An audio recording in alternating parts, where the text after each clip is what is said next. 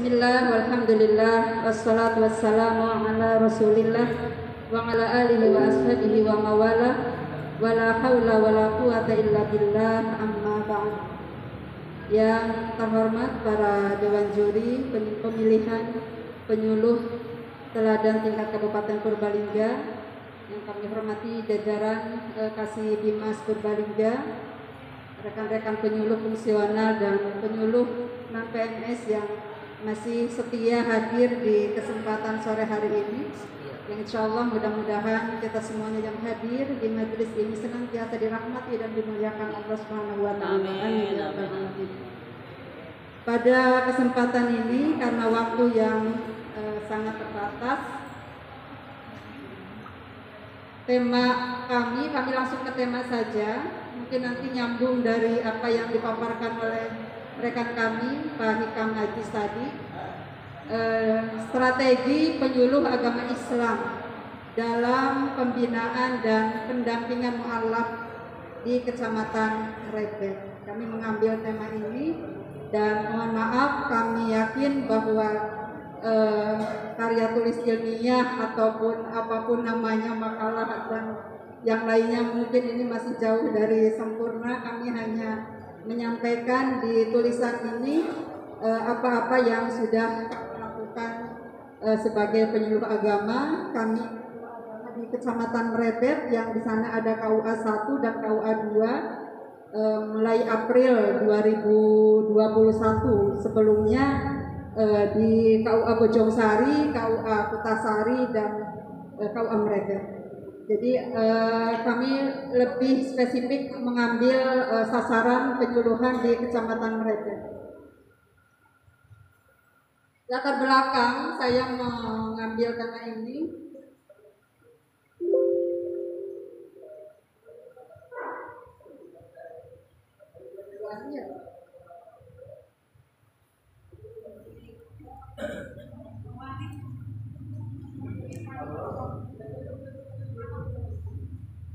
ya, saya mulai menilik, melihat mu'alaf, menjadikan ini sebagai sasaran penyuluhan itu berawal dari ketika saya tugas di KUA Kota.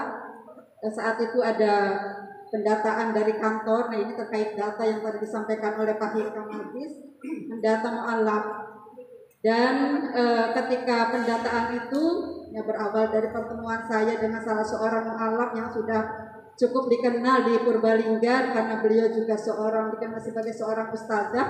Beliau Ibu Stefani yang mengisi di beberapa kelompok pengajian di wilayah kota.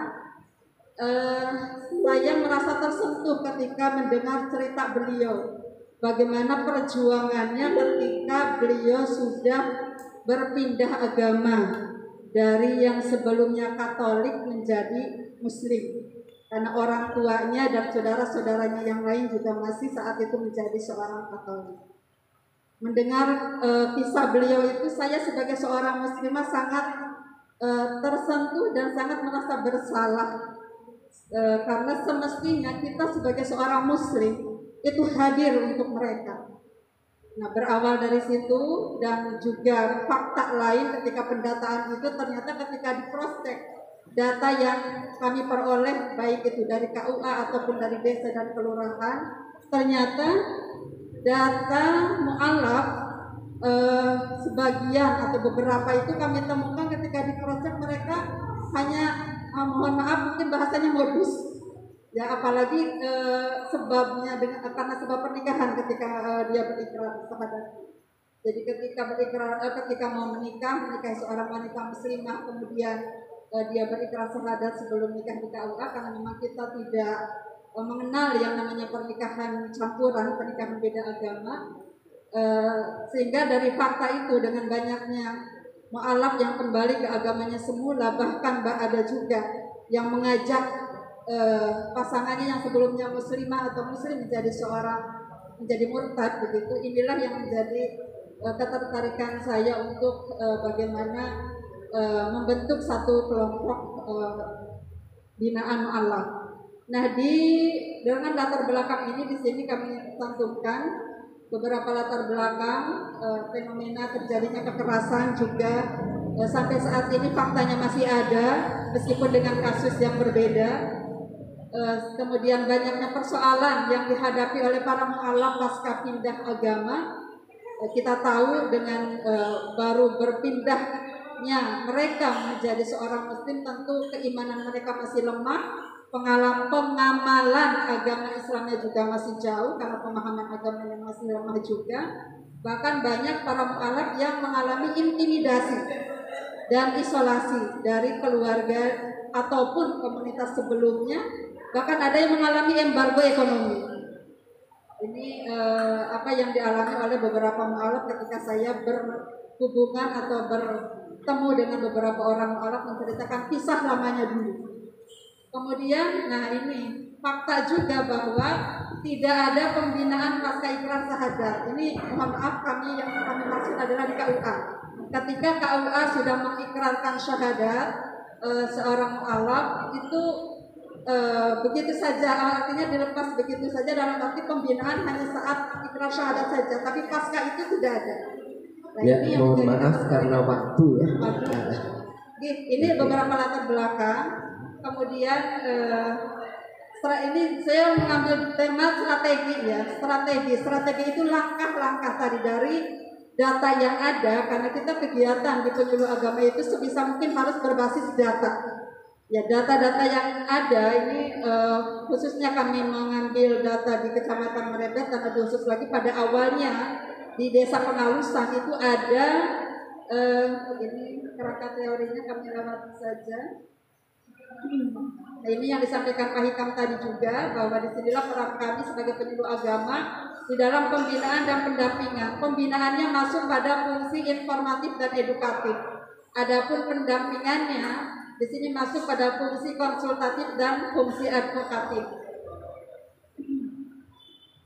Ini menjadi peran kita bersama sebagai penyuluh agama, bagaimana kita membebaskan mereka dari kemiskinan menjadi sejahtera, dari akidahnya yang sesat menjadi lurus, dan seterusnya. Jadi menjadi sebuah keniscayaan bagi kita sebenarnya, bagi penyuluh agama khususnya, dan bagi kita sebagai seorang muslim untuk bisa melakukan pemberdayaan, memberikan perhatian, memberikan pembinaan dan seterusnya kepada mereka dari berbagai aspeknya juga. Dan yang kami lakukan, ini langsung saja data, kami awalnya melakukan pendataan, karena kita harus berbasis data di dalam bentuk kelompok binaan atau melaksanakan penyuluhan. Data yang kami dapat bahwa di wilayah langsung ke Desa Pengalusan ini ada 29 data. 29 mu'alaf, ini data yang kami peroleh dengan rentang waktu mu'alaf dari tahun 65, bahkan ada yang paling tua tahun 65, ini kami masukkan juga sampai 2021 ini ada 29 orang.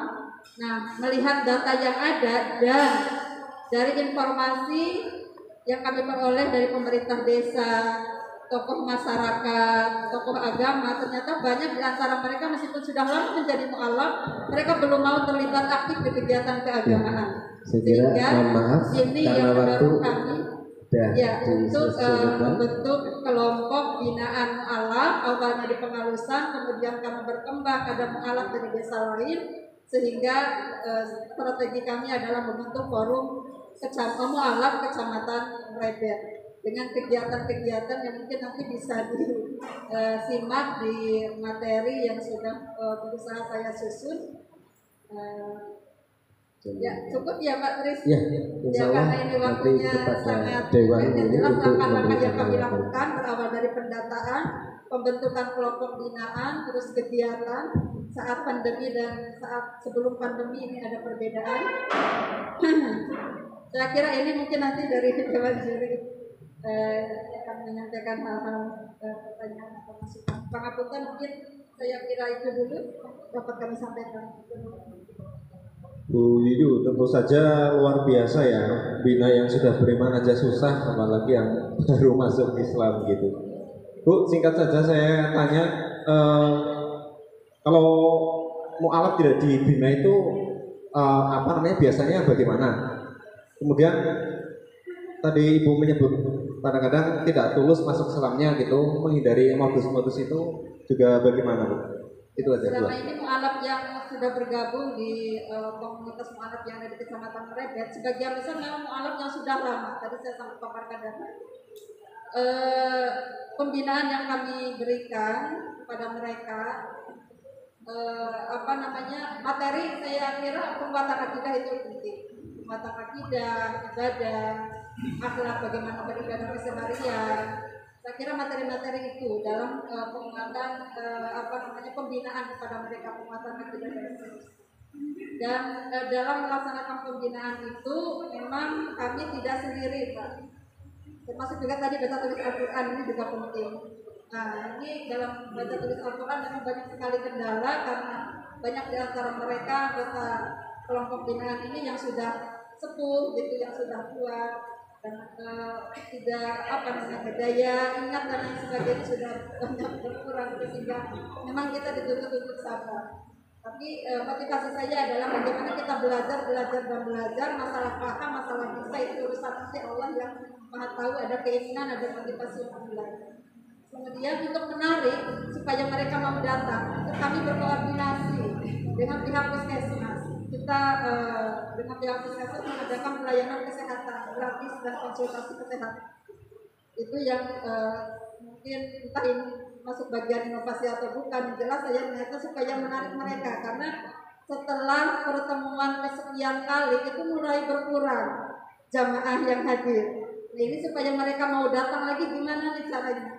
Akhirnya saya coba berkoordinasi dengan puskesmas dan mereka respon, alhamdulillah, sehingga setiap bulan kegiatan rutin bulanan itu ada pelayanan kesehatan gratis dari puskesmas. Itu pembinaan yang kami lakukan. Di samping juga ada kegiatan insidental tahunan, yaitu karena mereka berasal dari ekonomi lemah, Pak, sehingga kami mencoba untuk bekerja sama juga. Banyak mereka yang sudah kami fasilitasi, baik itu modal usaha, ada juga yang hampir putus sekolah, kami bantu pendidikannya, ada yang sakit tidak punya biaya, kami ajukan untuk mendapatkan bantuan biaya kesehatan dan seterusnya. Ada tiap tahun kecuali 2020 itu absen kegiatan tahunan berupa pembinaan dan sekaligus ada bakti sosial kecil khusus untuk mereka. Saya kira ini.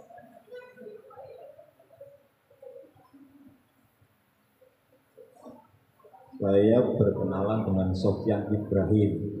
Saya berkenalan dengan yang punya Cengho. Data yang saya dapatkan adalah konflik di keluarga. Pertanyaan saya, bagaimana ibu mengelola konflik internal mereka? Meskipun secara tupoksi bukan wilayah ibu, tetapi saya yakin di forum-forum itu muncul sharing konflik begitu. Tadi ada isolasi yang saya dapatkan dari Pak Sofyan Ibrahim dari Purwokerto itu, dia mengatakan dikucilkan dari keluarga. Nah, ini mungkin ada berbagi informasi begitu. Ibu sejauh ini bagaimana terkait itu? Kemudian saya ingin nanya ke ibu, mu'alaf itu berapa tahun, Gih? Iya, ini penting saya kira. Batasan mu'alaf. Tapi ya, jauh dulu nih, berapa tahun? Berapa tahunnya? Iya, kalau menurut saya itu karena melihat fakta yang ada, mu'alaf menjadi mu'alaf itu sampai dia paham dan mau mengajarkan Islam. Literatur mengatakan 1 tahun, iya. Ya. Jadi berangkat dari literatur bahwa atau fikih ya katakan 1 tahun, maka seorang penyuluh dapat memetakan 1 tahun itu bagaimana tauhid, bagaimana penciptaan amaliyah, bagaimana dan seterusnya gitu, pengembangan Islaman pada diri seorang mu'alaf. Mungkin ibu bisa cerita atau program 1 tahun dalam rangka untuk tadi ya tidak jadi mu'alaf terus, maksud saya begitu ya, berdasarkan pada literatur fikih tadi. Terima kasih. Jadi ini yang kadang-kadang mohon maaf ketika kami mengajukan pengajuan ada mu'alaf yang bermasalah, kami mengajukan ke Basnas, lembaga zakat ini yang kadang-kadang ini malamnya sudah berapa lama begitu. Karena kenapa saya tadi sampaikan sampai mereka paham Islam? Karena ada faktanya. Ada mualaf yang baru kenal Islam, baru sholat setelah ikrar syahadat setelah sekian belas tahun. Padahal suaminya Muslim. Karena dia menjadi mualaf waktu mau menikah dengan suaminya Muslim, cuma Muslimnya suaminya itu Islam. Jadi saya itu tadi kaitannya dengan pertanyaan sebelumnya Bapak, bagaimana saya menghadapi ketika ada konflik keluarga. Terus terang saya belum menghadapi secara langsung alat baru yang mengalami konflik keluarga. Ini yang saya sampaikan berdasarkan cerita para pengalaman.